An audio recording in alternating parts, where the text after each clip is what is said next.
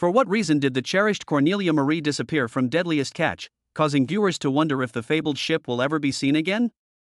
Hiding behind surface-level mysteries, personal conflicts, and production decisions, the Cornelia Marie, formerly commanded by the adored Phil Harris, became a fan favorite before vanishing from season 13, reappearing later, and then vanishing once more in recent seasons. No one has ever been able to pin down the exact reason for Cornelia Marie's disappearance. Up till this moment. Let's investigate the mystery behind the off-screen story of this renowned ship. A reality TV series that has held fans captivated since its 2005 debut on the Discovery Channel, Deadliest Catch follows the lives of courageous fishermen in the Bering Sea. These hardy personnel face crushing waves, vicious storms, and icy waters, all in the pursuit of a potentially lucrative crab catch. 2 seasons revolve around high-stakes events in the series. King crabs go on their search in the fall, whereas opilio crabs do the same in the spring. Bravery, competence, and faith are necessities for the crews and captains to make it through the Bering Sea unscathed. The pursuit of crab is only the beginning of their adventure. Put your stamina to the test.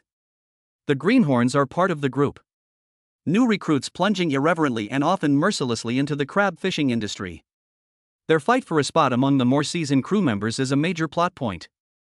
Cooperation is the key to a safe journey, and when the weather gets rough, it's the only thing keeping you alive. Some of the more memorable episodes feature family members, which adds a level of connection and intensity to the story. Among the many family crews braving the harsh waters side by side are the Hansen brothers of the Northwestern, the Hillstrand brothers of the Time Bandits, and the Colburn brothers of the Wizard. Although these connections can strengthen resistance, they also make dangers far more severe. Nothing is safe from the never-ending waves, and danger lurks around every corner. The United States of America is taking measures to make this dangerous occupation safer for aspiring workers. From coast to coast, the Bering Sea is under constant Coast Guard surveillance. On St. Paul Island and Kodiak Island with helicopters stationed there. As soon as lives are threatened, they are prepared to strike swiftly. Rescue helicopters from the Coast Guard often circle the northern horizon, prepared to respond to emergencies. Tragedies and heroic rescues have been chronicled on Deadliest Catch throughout the years, bringing attention to the constant dangers of crab fishing. The tales of ships doomed in the Bering Sea, from the 2005 sinking of the Huge Valleys to the 2006 Ocean Challenger and the 2008 Katmai, remind viewers of the sea's harsh and merciless nature. Millions have seen the terrifying reality of life on a crab boat in Deadliest Catch, which takes place in the merciless Bering Sea. Battles with nature can be intense and wild, but the real drama sometimes happens behind closed doors, away from the camera. Something happened in 2010 that rocked the show's off-screen universe.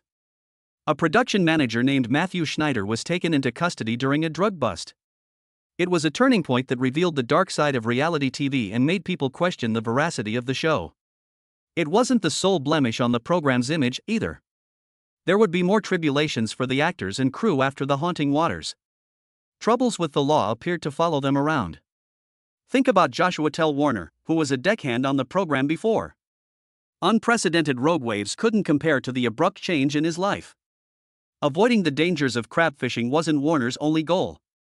He had evaded capture for some time and was wanted for a bank heist. Substance misuse, on the other hand, is an ever-present threat that is more difficult to overcome than any tempest. Addiction has been a problem for several staff members, causing disastrous outcomes, including the tragic loss of fan favorite Nick McGlashan, and sorrowful moments. There were further controversy. Some critics have even gone so far as to accuse the show itself of staging or manipulating some of the high-stakes drama. Whispers circulated among viewers as they beheld the terrifying events unfolding at sea, suggesting that the real threat might be found in meticulously plotted stories. On-board medical emergencies often present a dismal reality. The tragedies that wounded not just individuals, but also the crew's morale and, in the end, the reputation of the program. The Cornelia Marie, an illustrious crab harvesting vessel with an enduring reputation, has a history steeped in the frigid and wildly unpredictable Bering Sea. Ralph Collins had this 128-foot boat built by Horton Boats in Bayou La Bader, Alabama in 1989. He named her after his beloved wife, Cornelia Marie Collins. Throughout her early trips, the Cornelia Marie served as much more than a mere vessel. Its aquamarine and white paint gleamed proudly against crashing waves, making it a symbol of tenacity as it conquered the toughest waters. To make it through long, exhausting fishing trips, you needed fuel tanks that could contain 18,500 liters and freshwater tanks that could hold 3,500 liters. Crab, herring, salmon, cod, and opilio crab fishing was the Cornelia Marie's original purpose. A perilous and perhaps rewarding adventure that would challenge the bravery of any crew that ventured aboard. Cornelia Marie has become an iconic character in the Deadliest Catch series, known for more than just its massive stature and harsh look. Amidst the ever-changing seas and, at times, the harsh realities of life, the crew has persevered. The Cornelia Marie's crew is like a family bonded not by blood but by the trials they've endured. Crab fishing seasons are long and draining, putting their bond to the strain. Days when the catch is plentiful and moods are high are pleasant days. On rough days, the water can be brutal, and weariness can be felt by all crew members. Their resiliency, nevertheless, becomes their greatest asset as they go through it all. Knowing you will never really conquer the Bering Sea is essential for survival. Attention must be maintained at all times because to the frigid winds, high waves, and unexpected squalls. It takes muscle to lift crab pots weighing 800 pounds. To maintain the crab's freshness for the market, sorting and storing the catch demands speed and accuracy. Equipment is frequently overloaded and breaks down as a result. As the waves crash around them, the crew transforms into engineers, repairing anything they can in a mad dash. Their safe haven is Dutch Harbor in Alaska, where they may recuperate, replenish supplies, and reorganize before returning to the battle.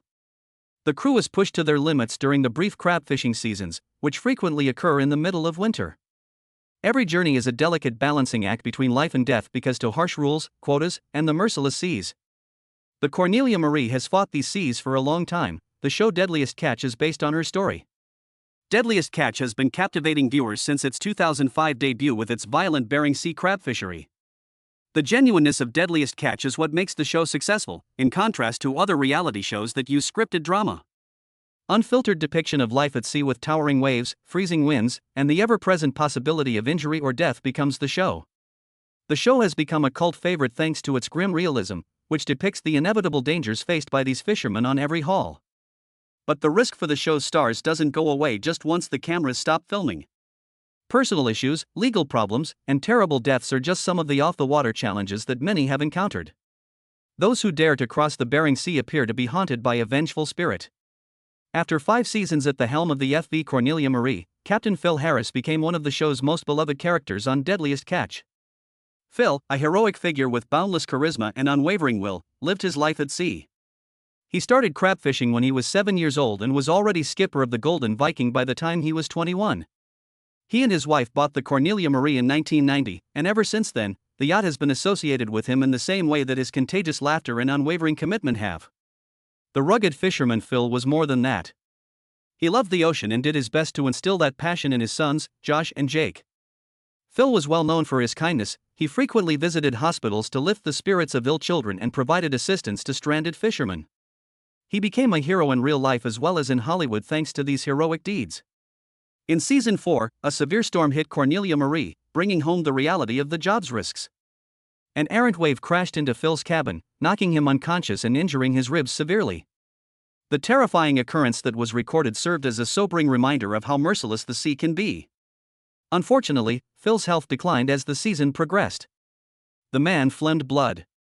A somber introduction to the impending events. A potentially fatal blood clot had progressed from his leg to his lung, according to medical examinations. Phil was crushed at the thought of having to leave his life at sea behind. His misgivings were compounded by the fears of his fans and fellow fishermen, who hoped fervently for his recovery. Phil defied all expectations and made a triumphant return for Season 5. For those who respected his resiliency as much as for him, his return was a triumph. He appeared to reassert his claim to the life he cherished as he stood on the deck of the Cornelia Marie once more. There was a brief moment of optimism that Captain Phil's narrative had just begun, but tragedy still had more in store for him. Phil, who suffered from persistent back trouble, began the 2010 crab fishing season with tremendous physical hardship. Josh, his son, saw his dad persevere through constant pain, which became worse with each passing day. The show's veteran producer, Todd Stanley, saw Phil's deteriorating health after a pulmonary embolism in 2008. His body was in a perilous state of weakness due to decades of hard work, habits including excessive smoking and caffeine binges. After that, Phil passed out while unloading crab in Alaska on January 29, 2010. Josh rushed to the aid of his unconscious crewmate Steve Ward. Rushed to the hospital, Phil was left paralyzed on the left side. The doctors did their best to get him stabilized. Weeks of treatment later, he was conscious again, and the long road to recovery began. Phil kept his spirit strong despite his infirmity. In an interview with Todd Stanley, he discussed his plans to keep telling his story and documenting his struggle to get well. Enjoying meaningful conversations with his sons and friends about his aspirations and regrets brought him joy and connection even as his health deteriorated. Even though they knew the dangers of their profession, he fantasized that Jake would one day captain the Cornelia Marie and encourage Josh to follow his heart. A worsening of Phil's illness occurred on February 9, 2010. His family and friends crowded around him as his condition deteriorated. Phil Harris peacefully passed away, surrounded by his family. It was the end of an era. Everyone who knew him felt a profound loss when he passed away.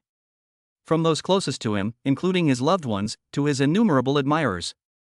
Fans of Deadliest Catch who have followed the ship Cornelia Marie on its terrifying voyages across the Bering Sea for more than 2 seasons will recognize it as one of the show's most iconic vessels. The Cornelia Marie has been pivotal to the plot of the program, known for its daring fishing adventures and the extreme hardships endured by her crew. However, viewers were shocked and confused when the ship mysteriously vanished from season 13. The captains and owners of that season didn't decide to cut Cornelia Marie from it. On the contrary, Captain Josh Harris clarified thereafter that the decision was made by the Discovery Channel production crew. He explained in a 2016 live stream that they had been told not to bring cameras on board. Discovery didn't provide all of the reasoning behind their choice. The fate of Cornelia Marie and its position in the lineup of the show was the subject of intense speculation among viewers. The crew persisted in their work regardless of whether the cameras were filming or not, encountering the same dangerous situations they always had. Josh reassured supporters that the Cornelia Marie was still busy navigating dangerous waters and hauling in crabs even though filming wasn't happening that season. More details about that trying time were revealed in an interview Josh gave in 2017. He opened up about his issues with mental health and his time spent in the intensive care unit with loved ones. The decision by Discovery to temporarily remove Cornelia Marie from the series could have been influenced by these and other factors. The good news is that in Deadliest Catch Season 14, the legendary vessel made a triumphant return, once again playing a pivotal role in the storyline, while keeping the adventurous spirit that fans had grown to adore. In addition to her legendary status and breathtaking aquamarine paint, the Cornelia Marie brought much more with her comeback to Deadliest Catch in Season 14. It bore the burden of grievance, tenacity, and the profound wounds sustained by a family as they struggled to return to the shore. The return of the ship led by Josh Harris and Casey McManus wasn't only about getting back on TV, it was also about overcoming personal challenges that had been brewing for years. Even the most resilient individuals would have been challenged during Josh Harris's time away from the show. His brother Jake's struggles with drug misuse and legal issues intensified the pain of losing their grandfather. Cornelia Marie's absence was more than a respite due to these problems. It was a difficult stop in an otherwise eventful voyage full with obstacles on land and sea. Josh and Jake made a last-ditch effort to fulfill their father's dream of owning the Cornelia Marie after his death. A scene that marked one of the most touching parts of the series took place. They were able to preserve their link to the boat's legendary history by acquiring a stake in it, even though they couldn't get full ownership. Josh took a break from the limelight in Season 13 to focus on his family, as he was rescued from the merciless Bering Sea by health difficulties and personal affairs. Though challenging, these times strengthened Cornelia Marie's will to recover. Regardless matter what happened, Josh remained committed to his brother Jake continuing the family business. Hope was his theme, and he made it clear that he wanted Jake to triumph over his problems and take his rightful place on the ship. Crab fishing wasn't the only thing the Harris brothers wanted to demonstrate. Even though the Cornelia Marie had been through a lot, they wanted to prove that she could get back up and compete. The renowned Cornelia Marie was re-entered into the perilous Bering Sea by Josh Harris and Casey McManus, who had strengthened the ship with new modifications and were re-energized. The Cornelia Marie, though, departed our screens permanently not long after. There has been a noticeable absence from recent seasons of the Cornelia Marie, one of the most beloved vessels in Deadliest Catch history. The Cornelia Marie, with her distinctive yellow and blue hull, has had a rocky life both on and off screen. For fans, it will always be the yacht captained by the late Phil Harris, the show's much-loved and tenacious main character. Following his father Phil's untimely death on set from a cerebral hemorrhage, the Cornelia Marie was inherited by Josh Harris, who, together with Casey McManus, assumed the job of captain. But even this famous boat hasn't been around all the time. It went away for Season 13 and then came back for Season 14. Still, audiences were perplexed when Cornelia Marie resurfaced in Seasons 19 and 20. There are a lot of moving parts and hidden agendas surrounding Cornelia Marie's absence. An important component is the exposure of Josh Harris's history of substantial legal issues. Josh reportedly spent 9 months behind bars after being found guilty of engaging in sexually explicit behavior toward a minor in 1999. Josh and the Cornelia Marie were probably cut ties with by the production because of this, even though it happened years before he joined Deadliest Catch. The news broke before season 19. Internal decisions made by the production firm and external legal considerations also have a part. Josh was let go by Discovery Channel, which cited legal grounds for the announcement. Longtime show captain Casey McManus took to social media to announce that he, Josh, and the Cornelia Marie had not had their contracts renewed by the production firm. For McManus, the choice was the final straw. He was disappointed and said it was a bad deal. He implied that the show's trajectory was disappointing to him and that he thought the risks of crab fishing were being exaggerated for dramatic effect. The departure of the captains and Cornelia Marie from the show left viewers with a huge hole. Once a symbol of courage and exploration, the legendary ship looked doomed to disappear from Deadliest Catch. As Casey settled into a more sedate lifestyle, it appeared as though Cornelia Marie's time on the program had come to an end. However, there may be good news on the way for Cornelia Marie fans. People began to wonder what would happen to the vessel in 2022 when reports of its presence in Dutch Harbor, Alaska, sparked curiosity. Then, in June of 2024, ex-crew member Taylor Jansen hinted to a possible future collaboration with an Instagram post that had the Cornelia Marie in the backdrop. The specifics of this deal are still murky, but it has sparked new speculation. It has been speculated that Jansen may be working with Casey or Josh, or maybe conducting his own fishing activities off of the Cornelia Marie. Just seeing its iconic yellow and blue hull lights up the hearts of supporters. Viewers have been on the tip of their seats, waiting for any news about Cornelia Marie's potential return to Deadliest Catch. Jansen, who is notoriously one of the show's unluckiest deckhands, has suffered a variety of injuries, including a broken ankle and a concussion caused by a falling crab pot.